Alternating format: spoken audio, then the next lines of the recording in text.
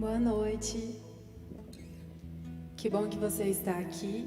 Que bom que você também está nos acompanhando pela internet, na nossa transmissão. Que o Espírito Santo fale ao seu coração esta noite, te dê uma palavra de ânimo, de aprendizado, e que os seus ouvidos estejam totalmente abertos para o Espírito Santo de Deus. Então se desfaça de tudo aquilo que impede Ele de falar com você.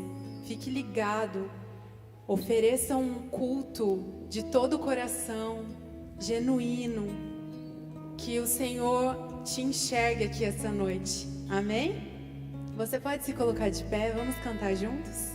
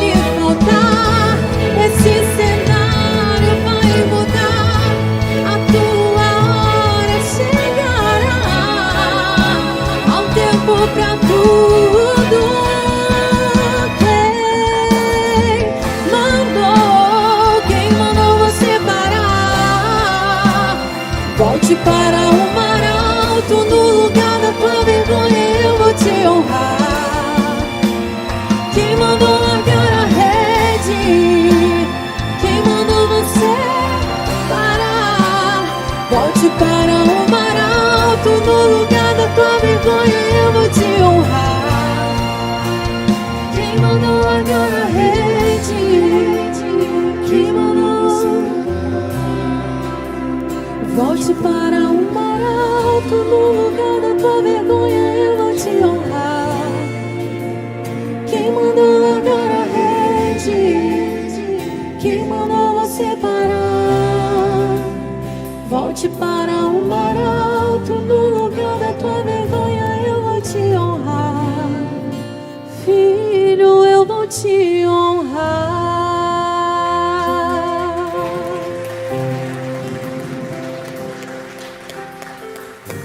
Nos momentos das nossas maiores lutas, das nossas maiores dificuldades, a tentação é grande de fugir do lugar da crise, abandonar o lugar dos nossos sonhos e abrir mão daquilo que nós estávamos lutando em favor. Mas hoje essa palavra começa dizendo para você: volte ao mar alto, volte do lugar onde você não deveria ter saído, volte para a presença de Deus, porque embora seja um caminho apertado, que exija muitas coisas, é o melhor caminho para o seu coração. Volte para o seu casamento, porque embora ele não seja perfeito, é o lugar onde Deus quer abençoar a sua vida. Volte para o lugar da sua vergonha, peça perdão, peça desculpas, perdoe, livre-se dos ressentimentos. Volte para aquele passado doloroso, trate, cure, jogue o bálsamo da graça de Cristo sobre o seu passado. Não fuja mais, não desanime, não se afaste dos propósitos perfeitos e maravilhosos do nosso Deus. Senhor, nos dá coragem para encarar esse mar alto, porque muitos de nós temos traumas ao olhar para Ele. Muitos de nós temos lembranças tão boas de tempo que passou, que às vezes nós não queremos pisar mais lá para não sentirmos frustrados. Muitos de nós, ó Deus, temos traumas de tempos ruins que sopraram nesse mar alto. Mas, Senhor, nos dê coragem para enfrentar os nossos desafios, para tomar as redes nas mãos novamente e lançar sobre aquilo que nós sonhamos e deixamos, ó Deus, e abrimos mão de repente. No nome de Jesus, nos dê força, ânimo, coragem, disposição para fazermos isso segundo a sua vontade. E que essa noite esse homem, essa mulher, esse jovem, essa jovem que está conosco assistindo online ou aqui presente, possa sentir a presença do Senhor tomando na mão, levantando, recompondo as forças, recompondo as energias para andar mais uma légua, andar um pouco mais, avançar um pouco mais, porque ali está a tua bênção e a tua presença na perseverança. Assim nós oramos, assim nós pedimos, em nome do Senhor Jesus. Amém, amém. Graças a Deus, irmãos, que alegria estar com vocês aqui essa noite. Vocês que nos assistem pela internet, que privilégio poder nessa noite de terça-feira falar ao coração através da palavra de Deus. Eu queria que você, antes de se assentar, se pudesse dar as boas-vindas para quem está perto de você, ao seu lado atrás. Se você alcança aquele soquinho de distância, você pode fazer isso também, tá bom? Isso, dê as boas-vindas. Você que nos assiste pela internet, seja muito bem-vindo. Aproveite essa oportunidade, mande o link para alguém que você conhece, compartilhe nas suas redes sociais, para que a gente possa, através dessa palavra, alcançar o maior número de casas e residências possível.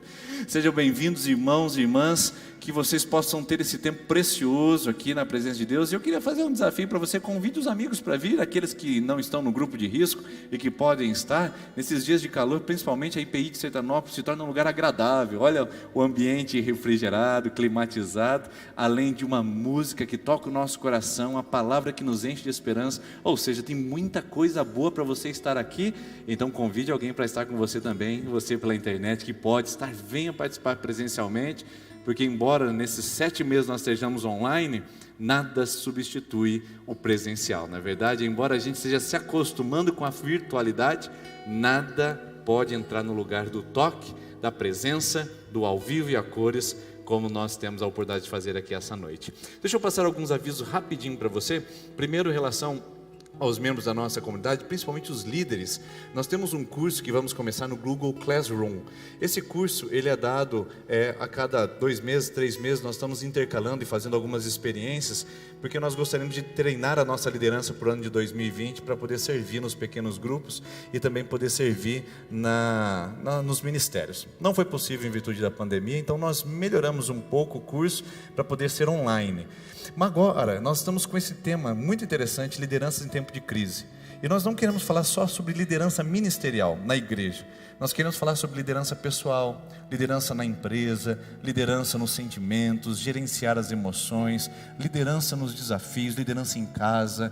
Então, se você deseja participar desse curso, ele é um pouquinho mais complicado, porque você tem que entrar no Google Classroom, né, que é um aplicativo, colocar o código que você vai receber da nossa secretaria e acessar a nossa sala virtual. Lá você vai ter um vídeo, lá você vai ter um material para você fazer uma leitura, vídeos anexados, e também terá uma pequena atividade para você responder, um comentário para você fazer sobre aquele assunto, nada difícil, nada de prova, tá bom? Se você tem interesse, dê o seu nome na secretaria, porque só os que derem o nome, como se fosse uma inscrição, vão receber o código para entrar no Google Classroom, no Liderança em Tempos de Crise, e aprender nesse tempo, no mês de outubro, como lidar com o tempo de pandemia, e também ter uma autoliderança na presença de Deus, tá joia?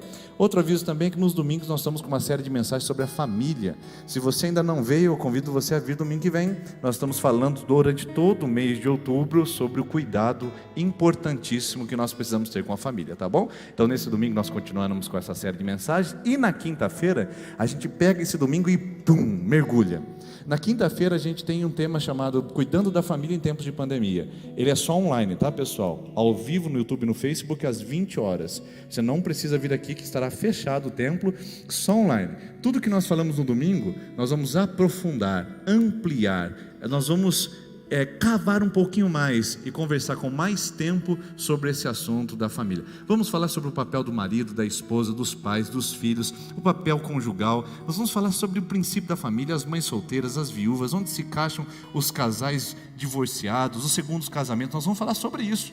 Então, quinta-feira agora começa o aprofundamento do domingo. Então eu desafio você a estar aqui domingo e assistir online conosco às quintas-feiras essa série de estudos bíblicos, Cuidando da Família em Tempos de Pandemia, tá joia? E eu quero agradecer a Deus por toda a sua generosidade, você que vem na terça-feira da esperança, principalmente você que não é membro da igreja. Nós temos recebido a fidelidade dos nossos irmãos, a responsabilidade, e eu fico realmente muito honrado de servir numa igreja onde os membros são responsáveis pela sua comunidade. Muitas pessoas estão sendo fiéis. Nesses 7 meses de pandemia, elas contribuíram sistematicamente sem pular um mês, dizendo: Senhor, muito obrigado pelo meu salário, pelo meu sustento. Fico honrado de saber que você, membro da igreja, tem sustentado essa igreja através dos seus dízimos, suas ofertas. Mas também fico muito feliz com os nossos visitantes, que também têm a oportunidade de fazer isso e fazem de coração aberto. Você não é membro e tem contribuído na nossa comunidade. Eu louvo a Deus pela sua vida. Eu vou dizer mais, nós temos orado por cada envelope que entra nessa urna, para dizer a Deus, em nome de Jesus, que você mantenha seu trabalho, mantenha seu rendimento, e que Deus prospere os seus caminhos no nome de Jesus nesse tempo de crise e de adversidade que nós vivemos. Então, se você hoje veio preparado novamente para devolver dízimos e ofertas, quer fazer isso, eu convido você nesse momento a se colocar em pé. Nós vamos orar mais uma vez e vamos cantar uma canção. Enquanto cantamos a canção, você pode vir à frente e devolver dízimos e ofertas. Pai, obrigado por cada pessoa que vai vir aqui à frente e devolver os dízimos e as ofertas. Mas também quero agradecer as pessoas que estão online, pessoas que estão fazendo depósito, pessoas que estão vindo na secretaria durante a semana. Obrigado por essas mãos que têm sustentado essa obra, Pai. Obrigado pela fidelidade. Eu quero te pedir no nome de Jesus, Senhor, no nome do seu Filho amado Jesus, abençoe essas pessoas. Mostra que a fidelidade é um caminho de prosperidade, que a fidelidade é um caminho de bênção. Retribua, Deus, a fé e retribua, Deus, a fidelidade dos seus filhos no seu altar, e que as mãos deles possam gotejar prosperidade por causa da sua grande generosidade. Assim eu oro, assim eu te agradeço em nome de Jesus. Amém. Enquanto cantamos essa canção, você pode vir aqui à frente e devolver seu dízimo e oferta, e você que está na internet conhece os caminhos: depósito online, transferência online ou na secretaria durante a semana.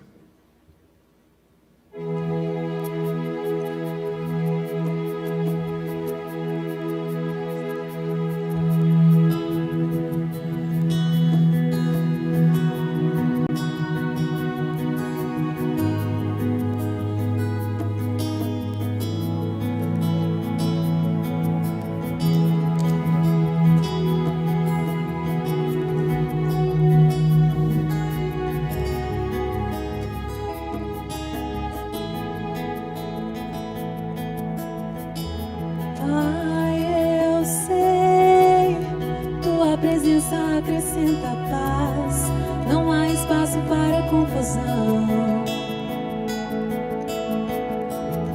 Pai, então que me preocupar com a aflição e com as dores do meu coração? Se tua presença só traz alegria, tua alegria é a minha força, tua alegria é a minha força, tua alegria é a minha força. Se tua presença só traz alegria, tua alegria é a minha força, tua alegria é a minha força, tua alegria é a minha força. Pai, eu sei, tua presença acrescenta paz, não há espaço para confusão. Pai, então, pra que me preocupar com a aflição e com as dores do meu coração? Se tua presença só traz alegria, tua alegria é a minha força, tua alegria é a minha força, tua alegria é a minha força. Se tua presença só traz alegria, tua alegria é a minha força, tua alegria é a minha força, tua alegria é a minha força. Santo, Santo, Santo, te exaltamos, Deus. Santo, Santo, Santo. Você pode dizer santo? Santo, Santo, Santo,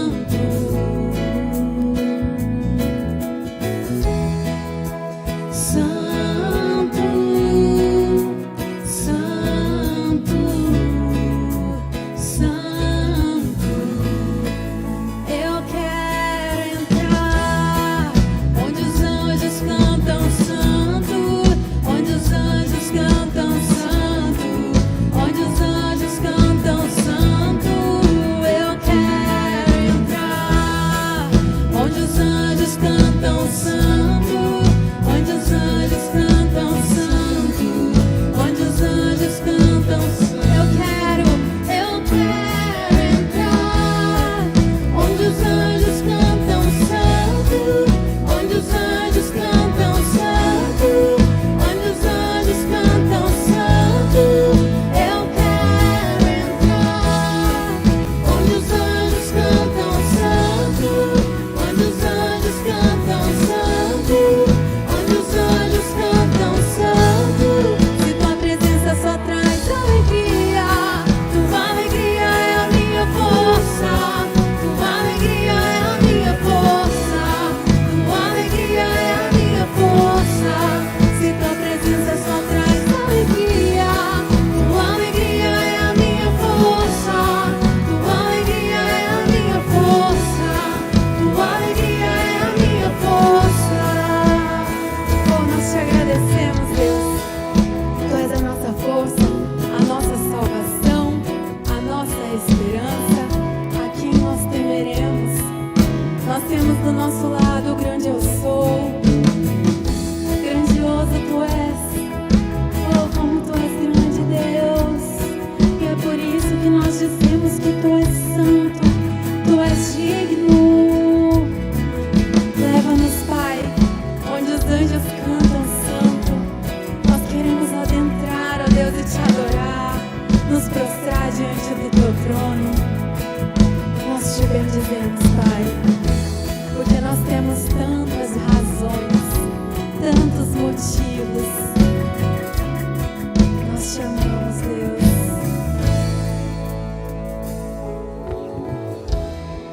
Na primeira canção que nós adoramos aqui todos juntos, o Senhor, antes da gente entrar aqui, Ele falou comigo a respeito de qual tem sido a nossa postura. Será que você teria uma postura como a dos discípulos, que mesmo já tendo jogado as redes, não obtiveram êxito. E mesmo assim, quando Jesus disse para que eles voltassem e jogassem as redes, qual seria a minha postura? Qual seria a sua postura? Será que você obedeceria? Porque isso é fé. Mesmo sabendo que já deu errado, mesmo sabendo que tudo diz que não, a nossa postura precisa ser de filhos de Deus, de saber que somos filhos amados e que nós temos muitas razões, porque tudo aquilo que vem de mal para nós se converte em bem. A gente aprende, a gente se torna um ser humano melhor. Então avalie qual tem sido a sua postura. E se tem sido aquela postura de querer desistir, de ver as coisas só pelo lado ruim, eu te convido agora a conosco dizer: a minha alma canta ao Senhor. Eu tenho mais de 10.000 razões para te adorar, Deus. Tome uma nova postura. As coisas vão mudar na sua vida.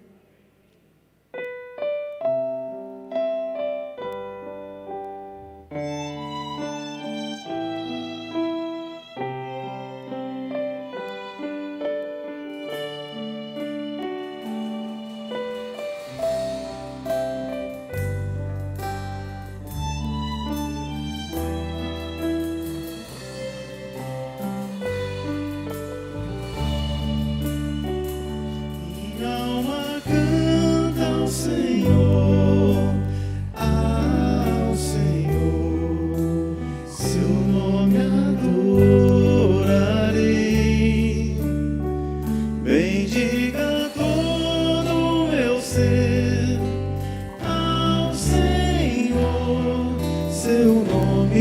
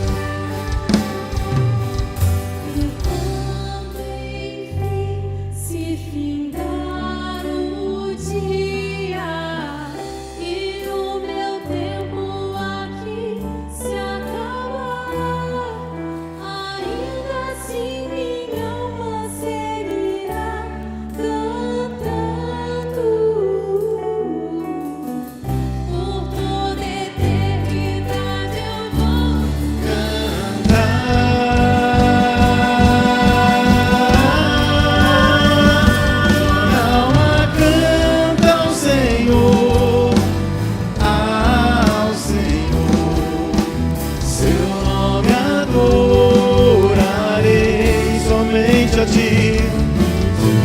Todo meu ser ao Senhor, Seu nome adorarei. Minha alma canta ao Senhor, ao Senhor. Seu nome adorarei. Bendiga todo o meu ser ao Senhor. Seu nome adorarei. Seu nome adorarei. Seu nome adorarei. Aleluia!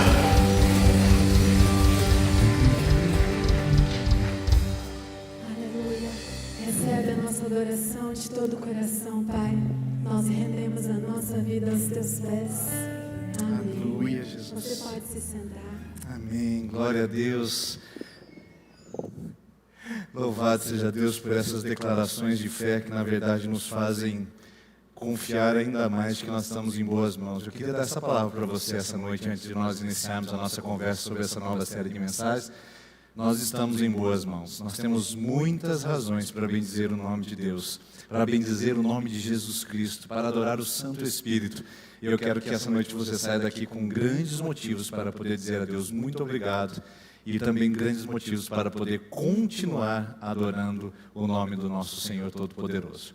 Essa história e vitórias surgiu no meu coração num momento de meditação, onde o Espírito Santo me mostrou uma passagem e atrás dessa passagem ele mostrou o desenrolar dos bastidores. Como desenvolve, como acontece o desempenho invisível de uma grande vitória. Muitas vezes a gente vê alguma pessoa contando alguma coisa que ela conseguiu, que ela conquistou. Você conhece aquela história? As pessoas dizem, como é que é mesmo? Você vê as pingas que eu tomo, mas não vê os tombos que eu caio. É mais ou menos como se fosse esse dito popular. As pessoas conseguem ver o resultado de alguma coisa, mas não conseguem ver o sofrimento, não conseguem notar o nível de entrega, de desgaste, de aflições, de perseverança que as pessoas passaram. É muito fácil julgar uma pessoa pelo seu grau de conquista, olhar talvez para um grande empresário e dizer que ele nasceu talvez com a estrela na testa, o que eu particularmente desacredito, porque nesse mundo não há cartas marcadas e ninguém nasce com a estrela na testa, todos nós temos o nosso lugar junto ao sol. Mas é fácil julgar uma pessoa assim depois que ela está no auge da sua vida econômica, da sua empresa bem-sucedida, e dizer que ele teve um caminho mais fácil do que o nosso. É fácil olhar, por exemplo, para os estudiosos, os estudantes de medicina, e dizer que eles tiveram sorte para entrar no vestibular, mas ninguém consegue perceber ou notar as horas e mais horas, semanas e mais semanas mergulhados nos livros, enquanto os amigos saíam para farrear e para ter uma vida mais faceira e divertida do que a que ele tinha nos livros. É fácil a gente ver uma pessoa que está num caminho de sucesso, ou num caminho de conquista, ou num caminho de vitórias, e julgarmos pela aparência sem olharmos a trajetória. Então, o que eu quero hoje provocar aqui, a partir dessa reflexão, é não olhar apenas a vitória. Vai ser didático a nossa conversa nessas próximas semanas, porque a gente sempre vai começar de trás para frente. Primeiro a gente apresenta a vitória, que é o que aparece, que é o que destaca, que é o que enche o nosso coração de motivação na Bíblia. E depois a gente olha para a história. Primeiro a vitória e depois a história. Para que você saiba que também, se você é vitorioso, você sabe que a sua vitória tem várias marcas históricas, pessoas que também participaram da sua vida e bênçãos invisíveis que talvez você ainda não se deu conta de existirem na sua vida. E se você não tem passado por vitórias, eu quero que você entenda também que a vida é um processo de plantio e de semeadura, que a vida também é um processo de entrega e de perseverança, e que nós não podemos desistir, porque se a nossa vitória não chegou é porque a nossa história ainda não foi completa.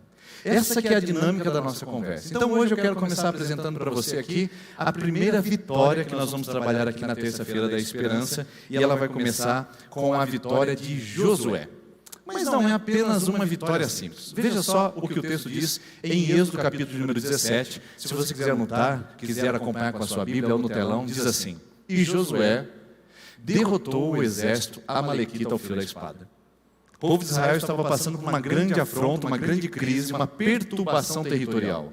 O povo de Israel tinha saído do Egito, estavam como nômades passando pelo deserto e diante de uma circunstância altamente desgastante e sofrida, para contribuir com esse momento, vêm os amalequitas contra eles e Josué se levanta e tem uma grande vitória fenomenal, um exército pequeno, despreparado, novo. Israel nunca foi um povo de luta no Egito, foi um povo de trabalho forçado, uma comunidade de escravos, de gente pacata e sensível. De repente eles estão no deserto e agora precisam empunhar espadas, mas Josué, liderando aquela equipe, conquista uma grande vitória. Essa é a vitória. Esta é a ponta do iceberg. Esse é o que aparece para nós como um elemento motivador. Eu vou vencer também, pastor. Amém. Josué venceu, eu também vou vencer. Amém. O exército de Josué era menor do que os amalequitas e venceu. Eu sou menor que os meus amalequitas e vou vencer. Amém. O exército de Josué foi perseverante, eles conseguiram conquistar a vitória. Eu vou conquistar também, pastor. Amém. Eu não tenho dúvida disso. Agora eu quero saber se você está disposto a enfrentar a história que eles enfrentaram, a ter as atitudes que eles tiveram e a responder na mesma altura ou até mesmo melhor do que eles responderam. Vamos olhar a história, vamos olhar os bastidores, vamos ver o que se passa por detrás das cenas da vitória. Agora eu vou para o segundo momento, que se chama a história. Vitória, a vitória de Josué contra os amalequitas e a história. Começa assim a narrativa de Gênesis capítulo 17. Toda a comunidade de Israel partiu do deserto de Sim, andando de um lugar para o outro conforme a ordem do Senhor. Acamparam em Refidim, mas lá não havia água para beber. Por essa razão, queixaram-se a Moisés e exigiram: dê-nos água para beber. E ele respondeu: por que se queixam a mim? Por que colocam o Senhor à prova? Vamos ficar aqui por enquanto. O povo de Israel sai do Egito, eles vão caminhando como nômades, fazendo pernoites, mas eles chegam num lugar que eles querem acampar. Eles chegam num lugar que eles precisam colocar as estacas das cabanas, firmar um pouquinho mais fundo, pisar forte, puxar as cordas e falar: aqui é um lugar para nós ficarmos. Por quê? Como eu sei disso? A palavra Refidim significa lugar de descanso. Ela fica na península do Sinai, num dos lugares que poderiam ser chamados de oásis. Por exemplo, você pega o norte da África, naquele chifrinho da África, e ele vai conectar ali com a península do Sinai. Para entrar no território de Israel, você passa pela península do Sinai, e ali existe um bosque, um lugar fértil, que foi dado de nome ali na Bíblia de Refidim, que seria lugar amplo ou lugar de descanso. O que se espera num lugar de descanso para quem caminha no deserto? Vamos lá, você não precisa estar tão atento para responder isso. O que uma pessoa procura no deserto?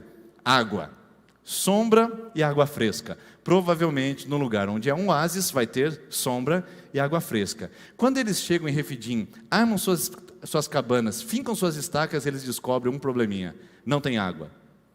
Quem é o responsável disso? O erro de planejamento é do nosso líder, do nosso gerente de operações desérticas. E eles vão reclamar a Moisés: Moisés, você trouxe a gente do Egito para cá só para a gente morrer de sede? Era melhor a gente ter morrido trabalhando lá 18 horas por dia a fio, debaixo do jugo de Faraó, porque trazer minha família para morrer de sede é demais, Moisés. O Moisés olha para eles e diz assim: por que vocês estão queixando para mim?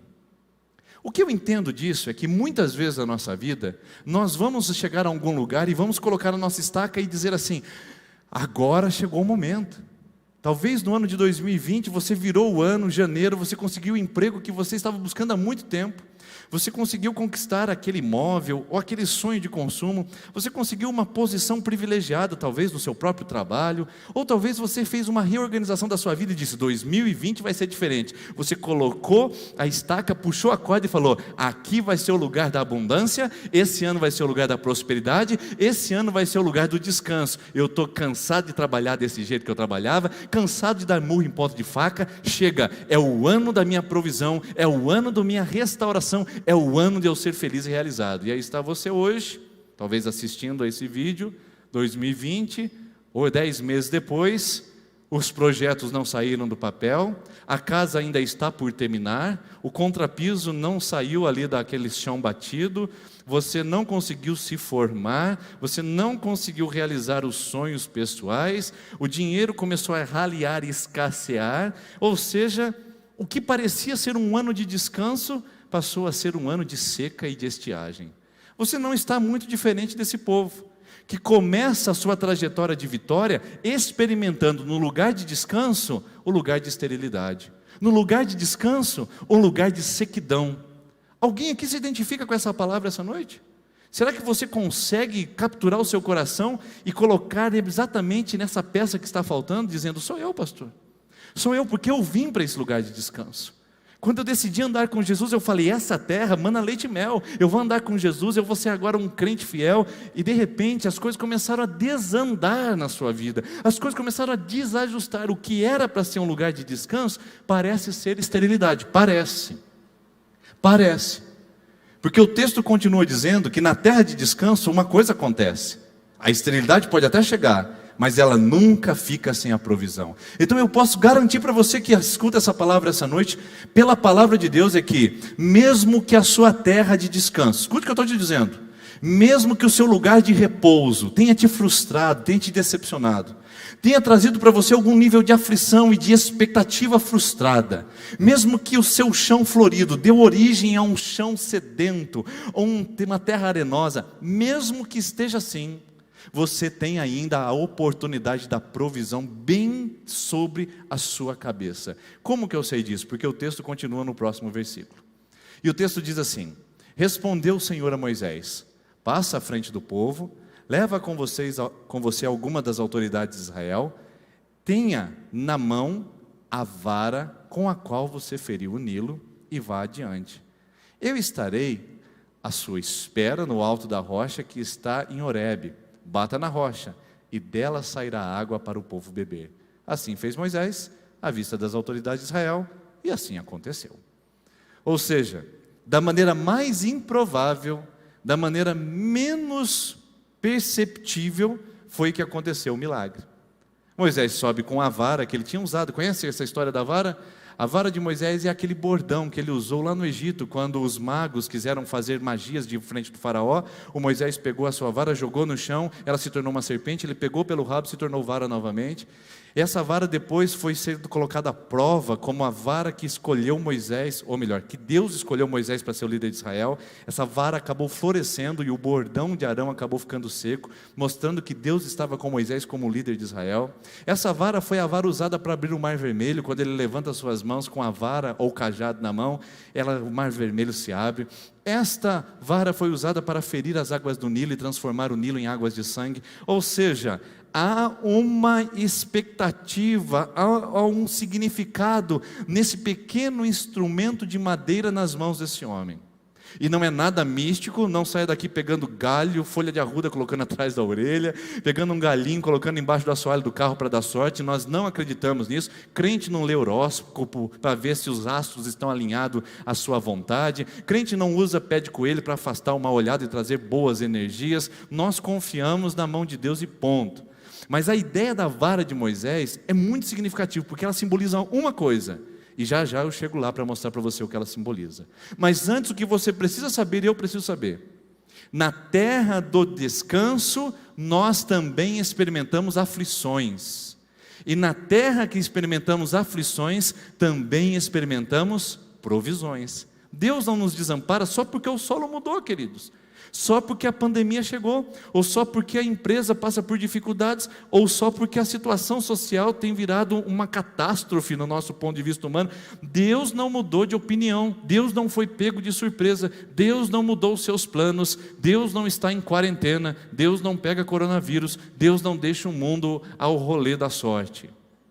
Ou seja, você pode até passar pelo seu vale da aflição, mas esse vale da aflição tem garantias que você experimenta a provisão. Quantos aqui precisam disso essa noite?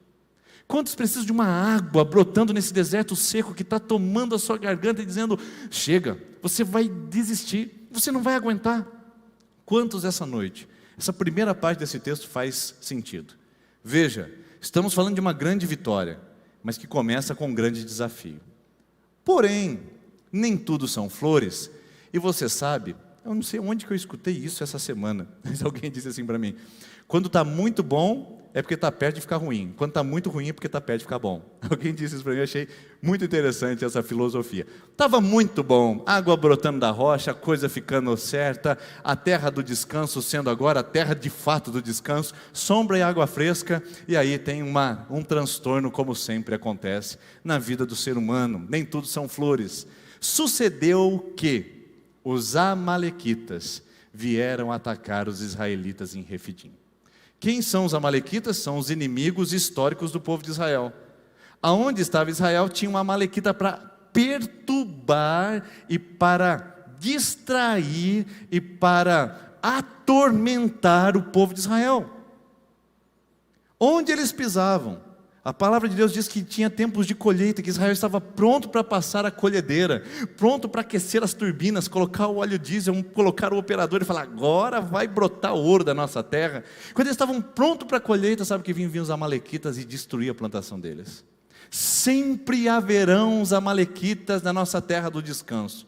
Não pense que só porque o território melhorou, que você pode cruzar os braços, baixar a guarda e achar que agora é tudo bênção e não haverá aflição. Um dia eu estava passando na frente de uma igreja e tinha uma placa dizendo assim, chega de sofrer, venha para a igreja, e tinha o nome da igreja que eu prefiro não falar para você agora, até para você também não escandalizar. Queridos, isso é uma mentira. Não chega de sofrer nessa terra. Quem falou isso para você? Quem falou está equivocado, porque a Bíblia fala que no mundo nós teremos aflições, mesmo na nossa terra de descanso. Mesmo que estejamos na plataforma da realização, haverão situações onde se tornará essa plataforma um campo de batalha. De repente, do dia para a noite, os amalequitas aparecem. O casamento está bonito, está florido, o campo está verde, está próspero, e de repente vem uma notícia que abala o casamento. A empresa vai bem, as coisas estão equiparadas, os números são favoráveis, e de repente vem uma notícia, uma situação, uma circunstância que abala o movimento financeiro da empresa, a compra, a venda, a entrega dos serviços. Tudo vai bem na comunidade evangélica, na igreja, quando de repente alguma coisa se desalinha, uma liderança precisa ser tratada, outra precisa ser removida, as coisas precisam ser restauradas.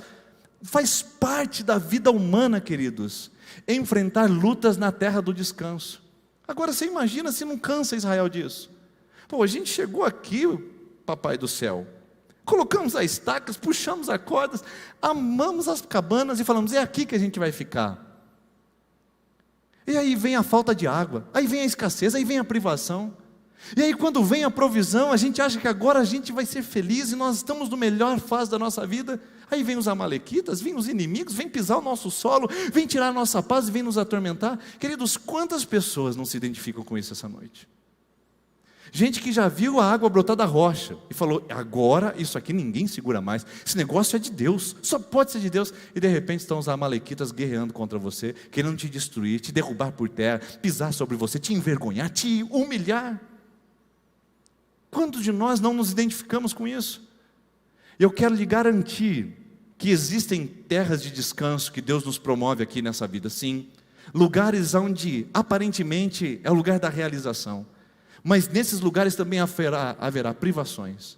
Nesses lugares também haverá amalequitas. E se prepare, não baixe a guarda. Não é porque o casamento está saudável e feliz que você vai baixar a guarda de cuidar do seu matrimônio.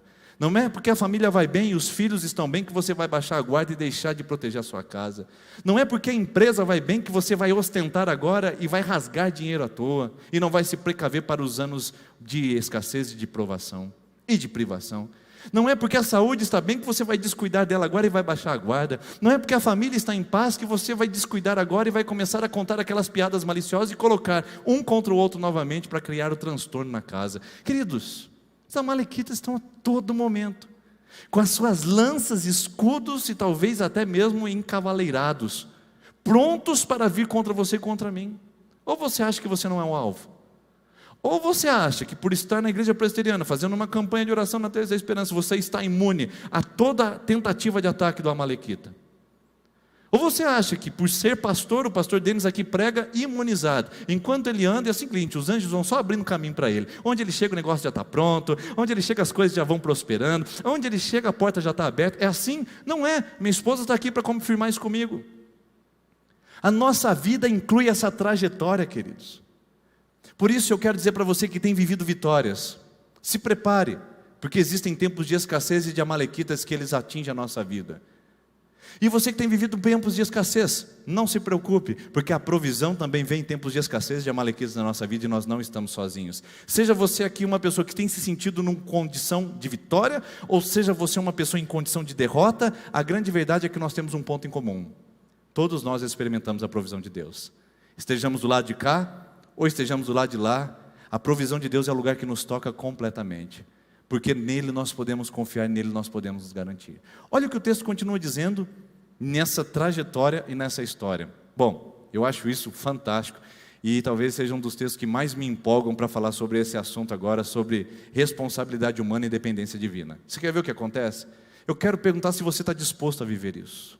Antes de entrar na próxima etapa, eu quero perguntar se você quer viver esse nível de vitória na sua vida. Se você quer pagar o preço por isso, porque eles pagaram e viveram isso. Olha só qual é a estratégia de Israel para lidar com os amalequitas. A estratégia para lidar com a água, a varinha na rocha, a água brota e o povo bebe no deserto. A estratégia para lidar com os amalequitas, pega a varinha, bate a cabeça dos amalequitas, eles morrem todos e a coisa fica boa. Não. Vamos ver qual foi a estratégia que Israel usou. O texto continua dizendo no versículo 9: Então Moisés disse a Josué: escolha alguns dos nossos homens e lute contra os amalequitas. Amanhã tomarei posição. Peraí.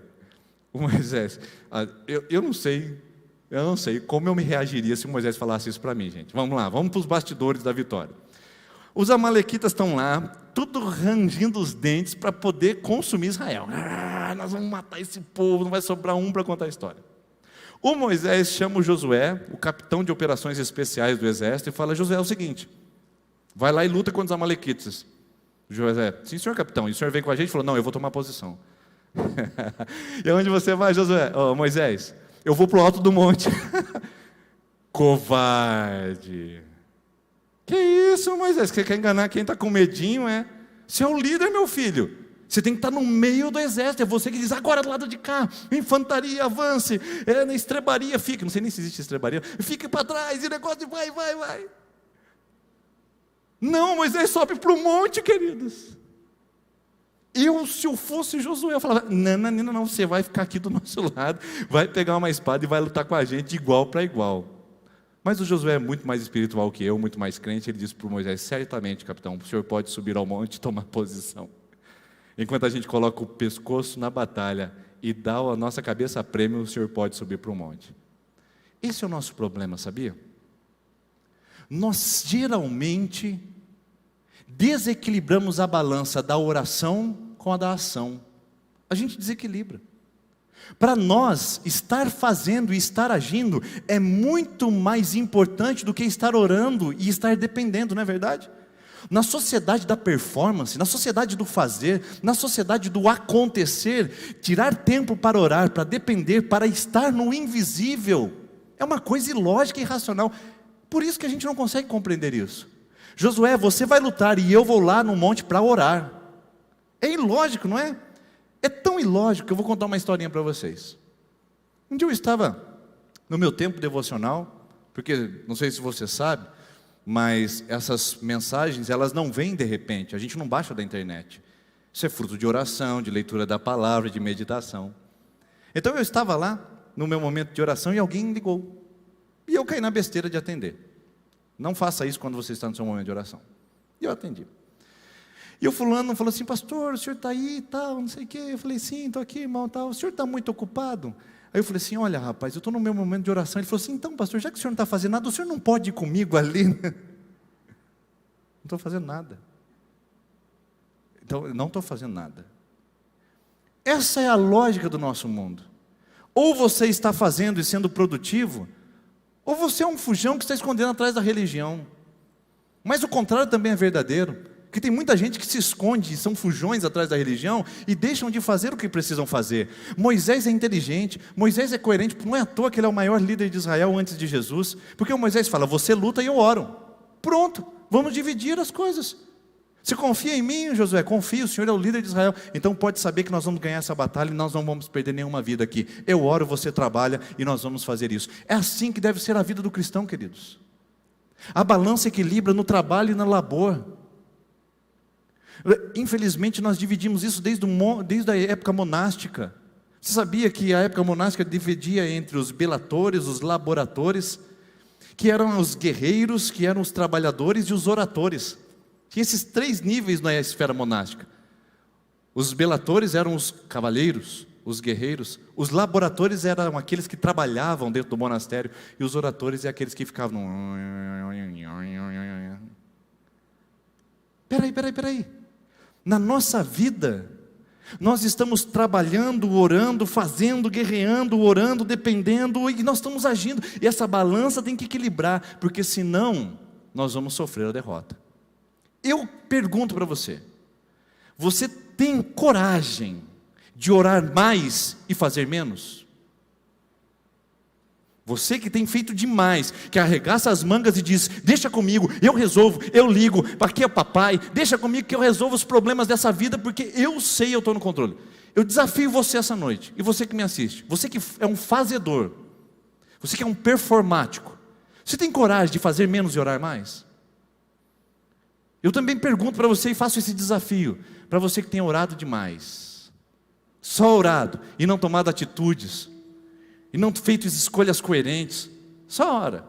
Sabe o crente café? Crente bully que a gente fala? É 6 horas, né? Não, crente relógio, desculpa. Crente pôr café é o crente bully, né? Você conhece o crente relógio? 6 horas? 6 horas por mim, 6 horas por mim. É sempre assim, queridos. Não, eu não canso de receber mensagem, pastor, ora por mim, pastor, ora por mim, ora por mim. Mas a escolha está bem em frente do seu nariz. Um dia uma situação. Uma pessoa veio pedir oração para mim, ela estava num relacionamento com essa conjugal, e ela falou assim, pastor, você não ora para mim, para Deus resolver esse problema? Como é que é? Eu olhei para ela e falei, você tem coragem? Pedir para Deus resolver uma questão que você tem que decidir? Deus não tem nada a ver com isso. Eu pergunto, você tem coragem de orar menos e agir mais? Você que tem colocado tudo nas costas de Deus, a responsabilidade dele de você ser feliz, de ser próspero, de tomar as decisões corretas. Queridos, a balança é lute e ore. Lutar e orar caminham juntos e integrados. Não é só lutar, porque você vai cansar e a sua espada vai cair e o seu inimigo vai te derrotar. Escuta o que eu estou dizendo. Esqueça a oração e o diabo pisará na sua garganta. Dependa de você, esqueça de Deus, que o diabo vai envergonhar você publicamente. Agora fique só na oração e esqueça de fazer. Deus vai chamar você de preguiçoso. Ele te deu todas as ferramentas, todas as condições, e você se escondendo atrás de uma palavra religiosa. Orar e agir. Nesses 2 textos se mostra. E olha o que o texto diz: tomarei posição no alto da colina, com a vara de Deus em minhas mãos. Josué foi então lutar contra os amalequitas, conforme Moisés tinha ordenado. Moisés, Arão e Hur, porém, subiram ao alto da colina. Com o que Moisés sobe ao alto da colina? Com a vara. O que ela significa, pastor? Ela significa a presença de Deus, queridos. Ela significa a presença de Deus, somente isso. O que Moisés estava dizendo quando ele subiu no alto da colina e levantou as suas mãos com a vara na mão, ele disse: olhem para isso aqui. É Deus que é a nossa vitória. Deus é o nosso refúgio, Deus é o nosso socorro, Deus é a nossa fortaleza, Deus é que nos fortalece. E eu fico pensando, se nós temos essa condição de olhar para a presença de Deus e ver nele toda a nossa experiência que nós precisamos para descansar o nosso coração. Porque eu fico pensando, aquele povo lutando lá embaixo, eles nem tinham noção do que estava acontecendo lá em cima da colina, não é verdade? É assim que acontece muitas vezes na nossa vida, queridos. Não despreze o que acontece debaixo ou atrás dos bastidores de uma vitória. Não despreze o que Deus está fazendo no invisível. Não despreze o que Deus está fazendo além da sua guerra e da sua batalha pessoal. Não despreze, não negligencie. Porque aquele povo levantando espada, escudo, espada, escudo, espada, escudo, nem tinha ideia de que tinha alguém dizendo assim: Senhor, abençoa-nos, Senhor, fortaleça-nos, Senhor, nós dependemos de Ti, senão essa guerra já está perdida. E eu pergunto para você: você tomaria a posição de luta e de oração ao mesmo tempo? Você faria isso essa noite pelo seu casamento, pela sua empresa, pela sua vida pessoal? Você faria? Ou você vai esperar mais um pouco? Ou vai esperar os amalequitas tomarem território? Olha o que o texto continua dizendo. Logo depois, o texto avança dizendo assim: Enquanto Moisés mantinha as mãos erguidas, os israelitas venciam. Quando, porém, abaixava, os israelitas venciam. Quando, porém, abaixava, os amalequitas venciam. Quando as mãos de Moisés estavam cansadas, eles pegaram uma pedra e colocaram debaixo dele, para que nela se assentasse. Arão e Hur mantinham erguidas as mãos de Moisés, um de cada lado, de modo que as mãos permaneceram firmes até o pôr do sol. Eu quero concluir com essa frase. A frase é a seguinte: as mãos de Moisés erguidas não são cobertura espiritual. Esqueça esse negócio místico de que Moisés estava com a mão, cobertura espiritual como ele Israel. Não. As mãos erguidas de Moisés era: olhem para isso aqui, Deus está conosco, Ele nos tirou do Egito, Ele abriu o mar, Ele transformou a água do Nilo em sangue, Ele fez coisas maravilhosas, prodigiosas. Olhem para isso aqui, lutem por Deus e para Deus, Deus está conosco, perseverem. Só que eu vou dizer uma coisa para vocês: por mais que nós estejamos com a presença de Deus na nossa vida, por mais que nós estejamos energizados com a glória de Deus, dizendo agora eu vou, agora eu sustento, agora eu consigo, as nossas mãos se cansam ou não. Existem situações que a gente não consegue mais orar, irmãos. Existem situações que as palavras parecem não fluir dos nossos lábios. Existem ocasiões que parece que o nosso coração está tão frio, tão árido, tão cansado, que as nossas mãos não conseguem se levantar. Você vem nessa igreja, os louvores tocam e você continua com a sua mão abaixada. Você vem aqui, ouve a palavra e seu coração continua endurecido.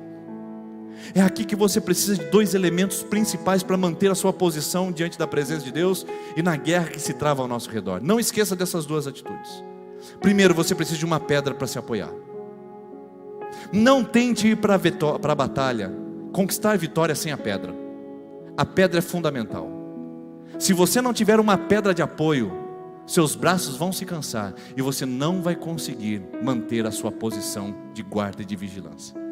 Que pedra é essa, pastor? A palavra de Deus diz que Jesus é a pedra angular. A palavra de Deus diz que Ele é a rocha eterna. A palavra de Deus diz que Ele é o fundamento da nossa vida. O que você precisa não é apenas orar. O que você precisa não é apenas lutar. O que você precisa é ter uma pedra de apoio, Jesus Cristo. Se você não estiver firmado nele, o território se torna escorregadio e perigoso. Eu pergunto para você essa noite: Jesus está aí? Jesus está? Jesus está nos negócios da empresa, Jesus está nos negócios do casamento, Jesus está nos negócios da vida pessoal, Jesus está nos negócios financeiros, Jesus está nos negócios familiares. Jesus está. Sem essa pedra, queridos, as mãos se cansam e nós não temos apoio. Segundo elemento, é preciso de intercessor. Você precisa se associar a gente que vai levantar suas mãos quando você estiver cansado.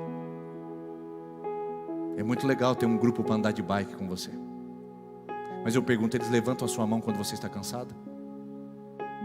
É muito legal ter amigos de roda de cerveja, mas eu pergunto, eles levantam suas mãos quando você está abatido?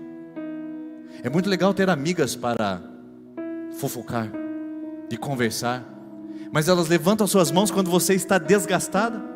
É muito legal estar envolvido nas coisas sociais, ser chamado para as reuniões de sociedade ou de alta sociedade, ou até mesmo dos grupos particulares. É muito legal ter amigos para jogar bola ao final de semana e fazer deles como se fosse a nossa estratégia de realização. É muito legal ter os amigos de trabalho e eles estarem ao nosso lado o tempo todo. Mas eu pergunto, essas pessoas levantam as suas mãos quando você está cansado? São as pessoas que sustentam você. Eu pergunto, se hoje uma tragédia acontecesse na sua vida, quem são os dois contatos que você tem no seu celular que você poderia ligar imediatamente? Quem são as duas pessoas que você pode ligar de madrugada, de manhã, de noite, qualquer hora do dia, para qualquer situação? Quem são? Você tem? Se não tem, você está em perigo. Porque eu tenho certeza que os amigos de pedalada talvez não, eu tenho certeza que eles não vão levantar suas mãos, a não ser que sejam amigos de oração. Seria legal, amigos de pedalada de oração, seria duas coisas maravilhosas: esporte e oração, o negócio vai longe. Seria muito legal se os amigos de futebol também fossem de futebol e de oração, para levantar a sua mão quando você estivesse cansada ou cansado. Os amigos de vôlei, os amigos do churrasco, os amigos do dinheiro. Seria muito legal se também fossem amigos de oração.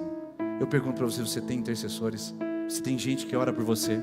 Quando você vai para o trabalho, tem alguém que está orando por você para que o seu trabalho seja bem sucedido, para que a sua família seja guardada na viagem que você vai fazer? Você tem gente que intercede por você? Você tem, irmão? Se não tem, você corre risco, porque as mãos cansam. Nessa vida a gente não anda sozinho. nessa vida a gente sempre vai precisar de um Arão e um de Ur para segurar em nossas mãos. Eu pergunto mais uma vez, nós temos essa pedra de apoio que é Jesus Cristo e esses intercessores que estão nossos amigos de oração para nos ajudar a levantar as mãos quando a gente estiver cansado de orar, cansado de bater em porta e nada se acontecer? Eu pergunto, como é que nós vamos terminar a nossa história? Está vendo que não é tão fácil? Conhece a vitória? Conhece a vitória? E Josué derrotou o exército amalequita ao fio da espada.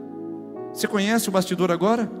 O bastidor é que eles estavam numa terra produtiva e numa terra de descanso. O bastidor é que na terra de descanso problemas também nos afetam. O bastidor é que na terra de descanso problemas nos afetam, nós também experimentamos provisão.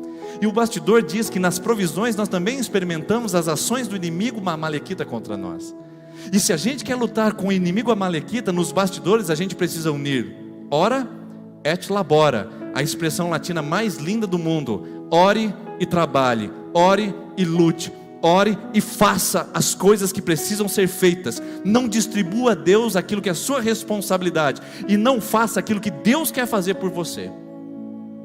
E se você quer vencer a sua batalha trabalhando e orando, você vai precisar de uma pedra onde você se firme, chamada Jesus Cristo de Nazaré. Não é a presbiteriana, não é o pastor Denis, não é a comunidade da fé, é Jesus Cristo, a pedra de apoio para os seus passos firmes.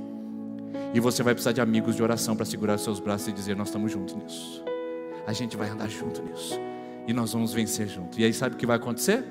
Olha para o vale. Você consegue ver já o vale? Olha a guerra que você está travando. Dá o nome da sua guerra agora. Enquanto a equipe de louvor vem aqui à frente, eu quero fazer esse exercício com você. Olha no vale.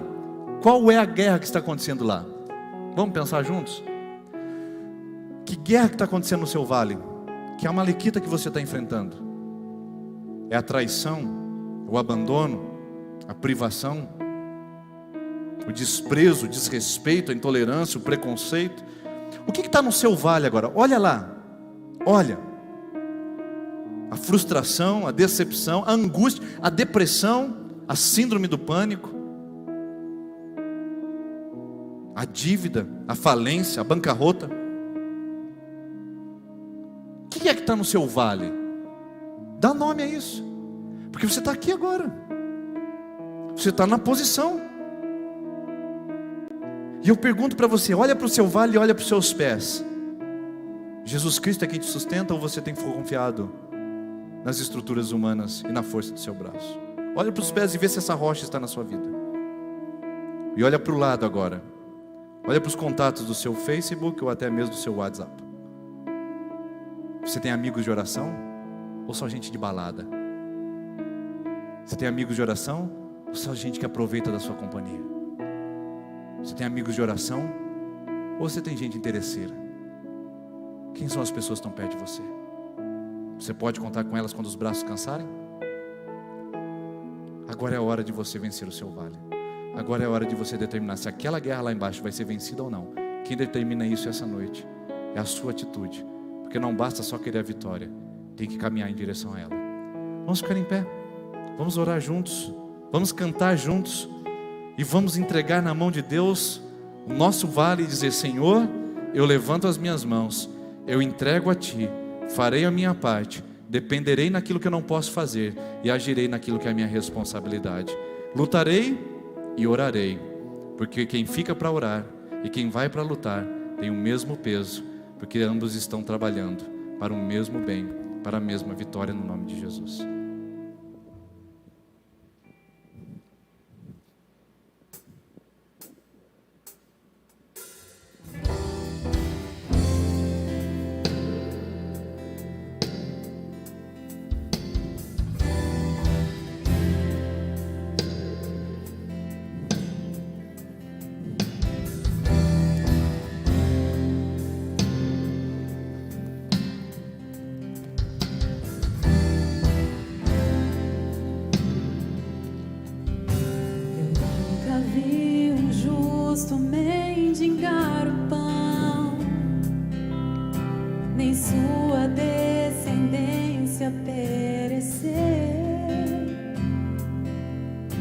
Deus sempre tem o escape em suas mãos. Deus sempre tem resposta ao que crer.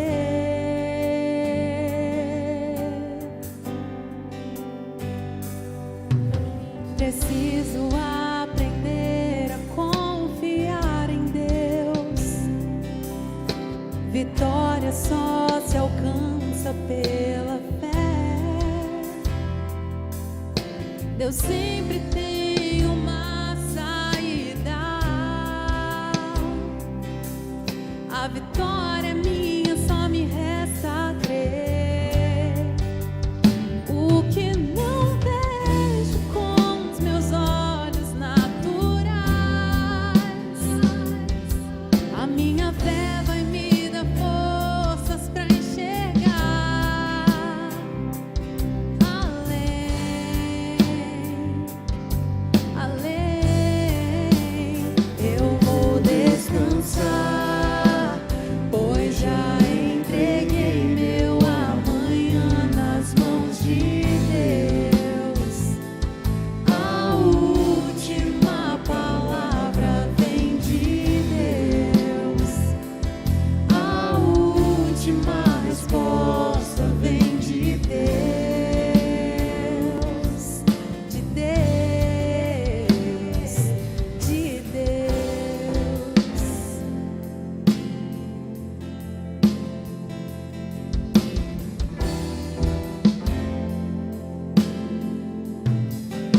Preciso aprender a confiar em Deus. Vitória só se alcança pela fé. Deus sempre tem uma saída. A vitória é minha, só me resta crer. O que não vejo com os meus olhos naturais, a minha fé vai me dar forças pra enxergar além, além. Eu vou descansar, pois já entreguei meu amanhã nas mãos de Deus. A última palavra vem de Deus. A última resposta vem de Deus.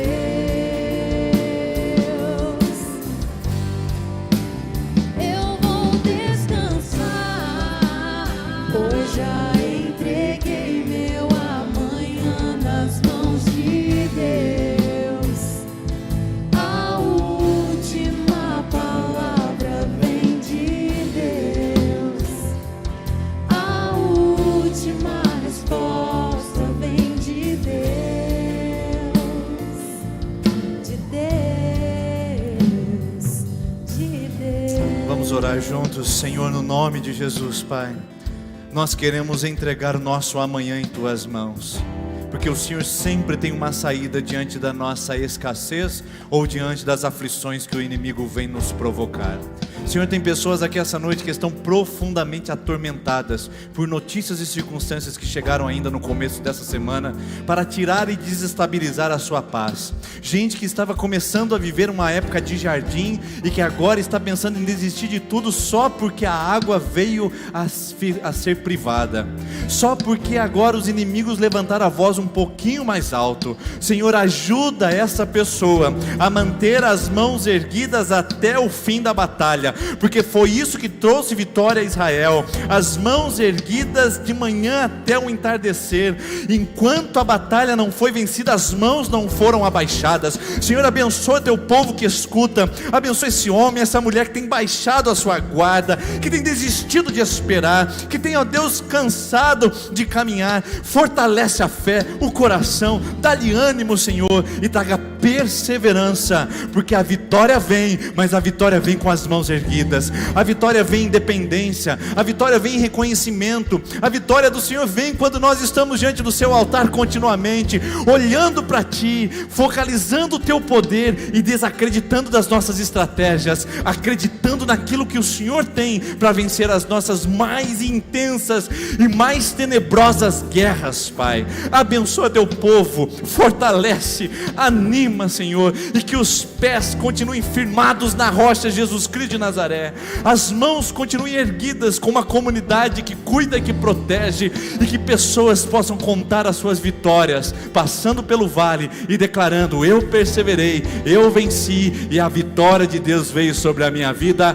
em nome de Jesus, amém. Você crê nisso? Você pode aplaudir o nome de Jesus. Que você saia daqui essa noite com essa vitória sobre a sua vida, com essa caminhada da sua história, e você com certeza vai experimentar o que Josué experimentou e muito mais, no nome de Jesus. As crianças ficam com a tia Jujuba logo depois dessa canção, tá bom? Deus abençoe e boa semana em nome de Jesus.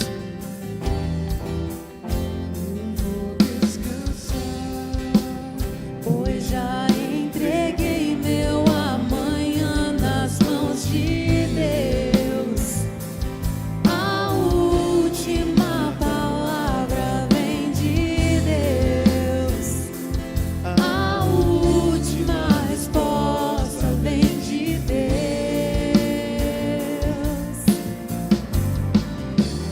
Eu vou descansar, pois já entreguei meu amanhã nas mãos de Deus. A última palavra vem de Deus. A última resposta vem de Deus. De Deus, de Deus. Uma, duas, três, quatro, cinco. 5 pedrinhas e uma funda. Você conhece essa história? Ela fala de uma grande vitória. Está escrita no livro de Samuel. Davi, antes de ser rei de Israel, venceu o grande gigante filisteus com apenas uma pedra. O tal gigante era do exército inimigo, mas Davi não media o perigo. Davi pegou as 5 pedras que no rio encontrou e o gigante de Davi zombou. Mas Davi falou: você pode vir com espada e lança, mas com o Senhor dos Exércitos eu vou derrotar você, porque Ele é a minha esperança. Então Davi pegou a sua funda, colocou uma pedrinha e girou, girou, girou e atirou, e a pedra bem na testa do gigante acertou. O gigante caiu por terra, pois Davi o derrotou, e das mãos do filisteu, Davi o seu povo livrou. Que história incrível, né, gente? Do Davi e do gigante. E você aí de casa, está animado para começar a derrotar os seus gigantes? Talvez o seu gigante é um medo, são as dificuldades ou qualquer outra coisa. Mas olha, acredite no poder do Senhor, pois Ele está sempre ao seu lado, pronto para te ajudar, assim como ajudou Davi. Um grande beijo!